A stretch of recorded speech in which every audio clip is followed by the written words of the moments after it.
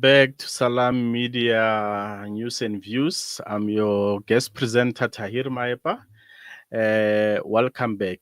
Salam Media, humanitarian journalism, support it, spread the word, let those who are doing the work like what Salam Media is doing to strive because it's for the benefit of the Ummah and humanity at large. Now we are heading to our next interview with Sister Mariam. Welcome, welcome. Assalamu alaikum, Sister Mariam. Alaikum salam. Thank you, Brother Tahir. Thank you very much for being with us. What's happening in Turkey? We just spoke about the protest that is happening in Gaza against Hamas. Now, another protest in Istanbul after the arrest of the mayor of Istanbul. Can you share with us from what you could gather exactly what is the problem in Turkey? So, Brother Tahir, there's always two levels. There's the outward and the inward. And especially in politics, everything is not as it seems. So, if Mm, we look at just coming up from the news reports, the focus is on the corruption scandal involving the mayor of Istanbul, which is Ekrem İmamoğlu. He's been accused of soliciting bribes over his two-term tenure. He's halfway through his second tenure, but essentially it's to do with his companies that have asked for bribes across, various facilities regarding water, electricity, and so mm, on, in order for these companies to function. So the protests are to do with his supporters who say that this is actually politically motivated. This is not based on fact. So that's what's happening in terms of the news. Now, if we look at it from an analytical perspective, there's a lot more that we could say, particularly understanding the context of time. Why are these protests happening now? So essentially, there are two levels here. There's the domestic level of the Turkish internal domestic politic, and then how it reverberates or how it's connected to Turkish foreign policy and global politics, essentially. I want you to expand a little bit on exactly that, the geopolitics in Turkey. Obviously, with the advent of the genocide in Gaza, there's views among the Turkish, both politically and otherwise, with regards to how Israel should be handled. What is the position of the two, the current president, and what the mayor of Istanbul is propagating insofar as the Palestinian issue? Brother Tide, I think the Palestinian issue is linked in quite complex ways. So we understand that the AKP, which has been ruling since 2002, has lost significant ground over the last election, and many analysts put that down to the fact that Turkey was not strong enough in its support Mm, for Palestine, and suggestions that the ordinary citizens were actually disaffected by the position of the Turkish president in particular. However, I would differ on that point because I think it's important to locate how Turkey has developed. From 2002, we have to understand that for over 80 years since the fall of the Caliphate, it's not that far, it's not that long ago that we actually had a Khalif. We often talk about it in romanticized terms as if it's mm, something mm, unreachable. But in fact, there are people still alive today. I mean, in Turkey, there are in rural villages people who remember living under the Ottoman Empire. Ottoman. Mm, Um, so essentially, we have to contextualize the AKP's rule and how it has differed from the Republican rule, which was vociferously secular and still is. And this is where the disconnect comes then, coming back to your question about Imam Ekremoglu. The CHP still contains and it maintains its secular character. And that is exactly why it seemed to be an alternative to Erdogan, particularly for Western and international backers. So if you think about it, the amount of coverage that Ikram Olu has received over the past 2 weeks compared to what has been covered on Gaza, for example, in our local press, is quite astounding. I was monitoring Daily Maverick, for example. There was not a single article on the unilateral violation of the ceasefire by Israel since that Mm. violation took place.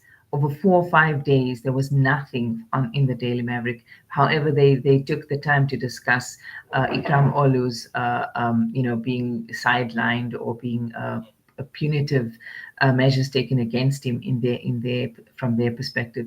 So it's important for us to locate the ideological positions that are motivating the narratives. I mean, Mm. as an analyst and as a former journalist as such, I would say that none of us are neutral. Everybody has a position.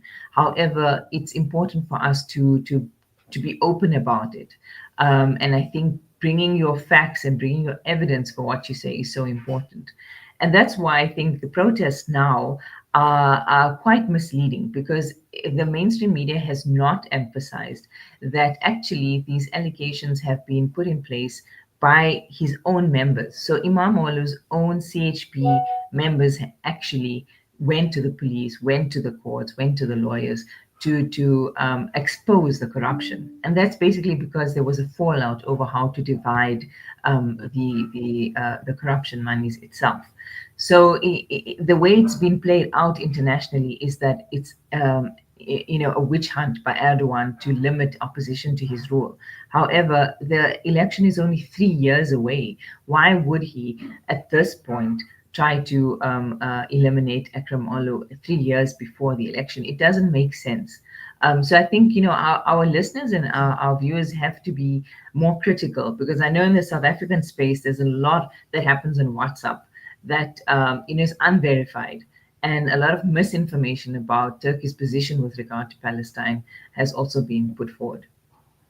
But can we just ignore the fact that there has been political suppression in Turkey, especially following the advent of the alleged coup?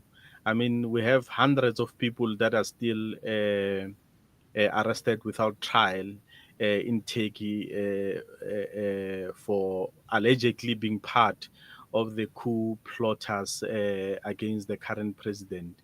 Can we just simply say that this is just motivated by the alleged corruption allegation against the mayor of Istanbul? Or can we say that it's also a, sort of a good excuse to suppress political views by using legitimate accusation against this guy? And furthermore, what has been the uptake of this protest across Turkey? We all know that when Istanbul sneezes, the whole of Turkey obviously catches the cold. But what is the situation across Turkey, Ankara, and all the other states within Turkey in terms of what is happening politically? Brother Tahir, you've raised a very important point, and that is to look back at the 2016 attempted coup against the incumbent government at the time.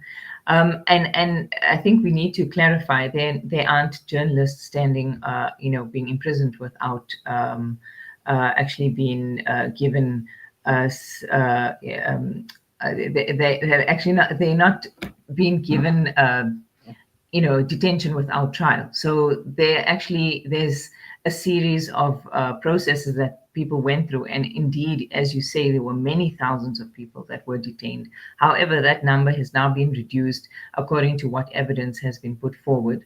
And I think with that, there's also something very important to remember, is that Turkey does have a judiciary. So unlike, if we compare, for example, other Middle Eastern states, the UAE, North African states, where we see that there is essentially a one-man rule or a dictatorship. In the case of Turkey, it is very much a democracy. So if you look at how the interim Istanbul mayor was elected just yesterday, he was elected by a chamber that was dominated by his own party. So whether or not the AKP wanted to replace Ikramoglu with their own man, they couldn't do it because they were outvoted.